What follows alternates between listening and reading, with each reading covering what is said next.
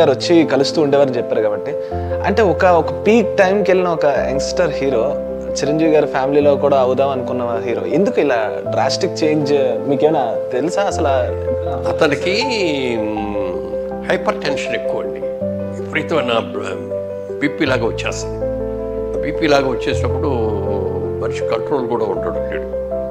తర్వాత అప్పుడే మేమే మాట్లాడి ఒక డాక్టర్ దగ్గర జాయిన్ చేసి ఆవిడ కూడా సొంత తమ్ముడు చూసినట్టుగా చూసుకొని ట్రీట్మెంట్ ఇస్తా, చాలా జాగ్రత్తగా చెప్పేది, నువ్వు ఇలా ఆవేశపడుతున్నావు, ఇలా ఆవేశపడుతున్నావు, ఇలా ఉండాలి, అలా ఉండాలి, అలాగే అని చెప్పేవాడు. అన్నీ అమ్మేవాడు, మన దగ్గర చెప్పేవాడు. కానీ ఏదైనా వచ్చే మూమెంట్ వస్తే ఆవేశపడిపోయాం. చిరంజీవి గారి దగ్గరికి వెళ్ళి కనపడతా ఉండేవాడు.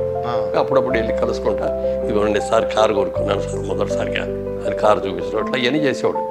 చూస్తే ఆయనకు అనిపించింది అనమాట, కుర్రాడు చాలా బుద్ధిమంతులాగా ఉన్నాడు, మంచి ఫ్యూచర్ ఉన్నట్టుంది, మన ఫ్యామిలీలో కలుపుకుంటే బాగుంటుంది కానీ ఆలోచన వచ్చినట్టు ఉంది ఆయనకి. ఆయన బహుశా అరవింద్ గారికి చెప్తారు కదా, ఆయనకి మరి ఆ రోజుల్లో ఆయనే కదా రైట్ హ్యాండ్.